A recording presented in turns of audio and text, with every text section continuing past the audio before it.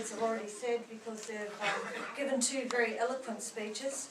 But the Arab Spring, which has seen uprisings against dictatorships in Tunisia, Egypt, Libya, Yemen and Bahrain, is also underway in Syria. As the people there express their desire for freedom and dignity, they have been met with a deadly response that is unacceptable.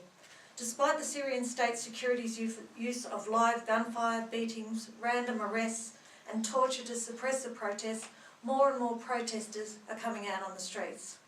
This should send a strong message to President Assad. He need only look to what has happened within the Arab world and realise that once you turn on your own people, your time as a leader is limited.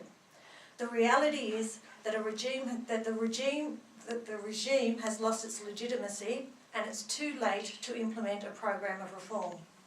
The dual determinants of the uprising were both economic, with mass unemployment, rising prices, scarcity of essential commodities, and political, cronyism, corruption, repression and torture. Over 2,200 people have been killed since the uprising in Syria began in March. All governments, including Syria, have a responsibility to protect their populations from mass atrocities and crimes.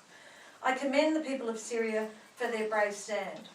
As an ex-soldier, I in particular commend those brave soldiers within Syria, particularly in the barracks in Damascus, that have refused to go out and fight and that I understand have been put to death as a result. It is a great tragedy that so many have lost their lives in the struggle for self-determination and a better life for themselves and their community. The UN must continue to condemn the actions of the Syrian security forces against anti-government protesters, and Russia must not block the sanctions motions using its veto. The Australian government, of course, has strongly condemned the actions of the Syrian regime against its people, and the Foreign Minister, Kevin Rudd, from the Labor Party, has said the regime's acts of intimidation and human rights abuses are deplorable. I would urge you all, however, to fill in the petition that's being circulated and to write to Kevin Rudd as your representative in the Federal Parliament and as your representative at the UN on behalf of the Australian people to continue to deplore the actions in Syria of the Assad government. Thank you.